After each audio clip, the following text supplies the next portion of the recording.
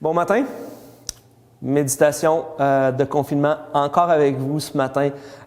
J'espère que vous appréciez quand même et que c'est peut-être quelque chose qui vous aide au moins dans votre démarche, à votre marche avec Dieu et juste un petit encouragement à chaque jour. C'est aussi simple que ça, mais je veux continuer d'être avec vous dans cette situation-là jour après jour et on est encore là ce matin. Et ce matin, on va parler de persévérance, parce qu'après tout, déjà le moment où on est rendu, on a besoin de ne pas lâcher, de ne pas abandonner et de continuer de persévérer. Dans Jacques 1, 2 à 4, un des pires passages de la Bible. Mes frères et sœurs, considérez comme un sujet de joie complète les diverses épreuves auxquelles vous pouvez être exposés, sachant que la mise à l'épreuve de votre foi produit la persévérance.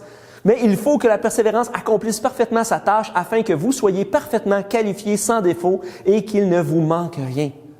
Ici, Jacques dit de voir les moments d'épreuve qu'on peut vivre comme un sujet de joie pour nous aider à être transformés, pour être parfaitement qualifiés et sans défaut par la suite pour être transformés par Dieu.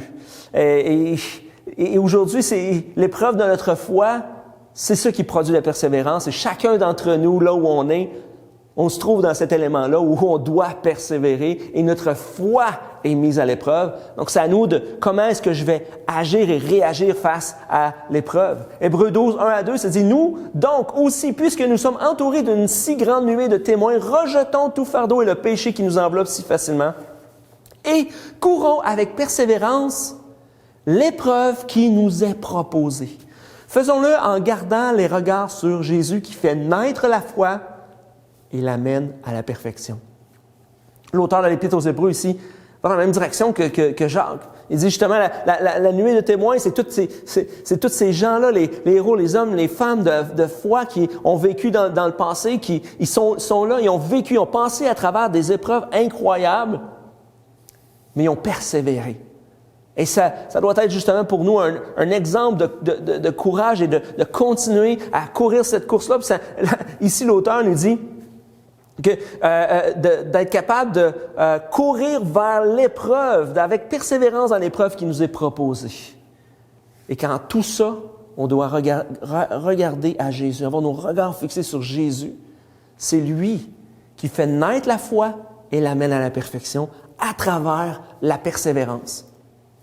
Romains 5, 3 à 5, ça dit « Bien plus, nous sommes fiers même de nos détresses, sachant que la détresse produit la persévérance la victoire dans l'épreuve, et la victoire dans l'épreuve l'espérance. Or, cette espérance ne trompe pas parce que l'amour de Dieu est déversé dans notre cœur par le Saint-Esprit qui nous a été donné. » Wow!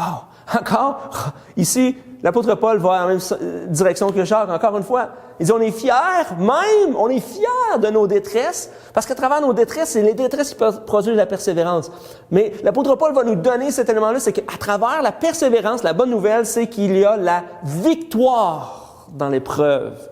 Et qu'à travers cette victoire-là, c'est là où on trouve l'espoir. Et que dans cet espoir-là, dans cette espérance-là, Dieu déverse son amour dans nos cœurs. Et Dieu ne nous abandonne pas. Et c'est pour ça qu'il faut continuer de persévérer, parce que la victoire, elle est quelque part. Présentement, vous la voyez pas, je la vois pas nécessairement, mais Dieu a préparé une victoire. Et elle est pour chacun d'entre nous, pour notre foi. Dans Éphésiens 6, 18, ça dit « Faites en tout temps par l'Esprit toutes sortes de prières et de supplications. Veillez à cela avec une entière persévérance et en priant pour tous les saints. » Ici, l'apôtre Paul exhorte l'Église à Éphèse de persévérer dans la prière. De pas juste se relâcher. C'est facile, les premières journées, de dire « Seigneur, on te prie de... » Et à un moment donné, des fois, quand on voit pas l'accomplissement de la prière, c'est facile de se relâcher. Mais ici, l'apôtre Paul dit « Persévérez dans la prière et en priant, pas juste pour votre situation, vous, priez pour tous les saints. Priez pour les autres croyants. Priez pour l'Église. Continuons de prier. » Colossiens 4, 2. Persévérez dans la prière, veillez-y dans une attitude de reconnaissance. On va parler de la reconnaissance cette semaine, plutôt. De prier avec persévérance et reconnaissance. L'apôtre Paul, dans Romains 12, 12, dit « Réjouissez-vous dans l'espérance et soyez patients dans la détresse, persévérer dans la prière. Et c'est ce qu'on va faire. On va persévérer dans la prière. Quelques petites idées en terminant. Fixe tes yeux sur Jésus qui est notre espoir. Remercier Dieu à l'avance pour la victoire future. Et troisièmement, dis à quelqu'un, courage, on ne lâche pas, Dieu est avec nous. On va terminer en prière. Seigneur, fortifie-nous et aide-nous à être persévérants dans cette situation-là. Et fortifie notre foi, qu'à travers cette épreuve-là, Seigneur, on puisse voir à quel point notre foi a changé, est devenue plus solide, est devenue plus, Seigneur, plus grande encore en toi. Merci d'être là et de nous aider à passer à travers ce moment-là. Dans le nom de Jésus. Amen. Amen. Bonne journée et on persévère jusqu'à demain matin.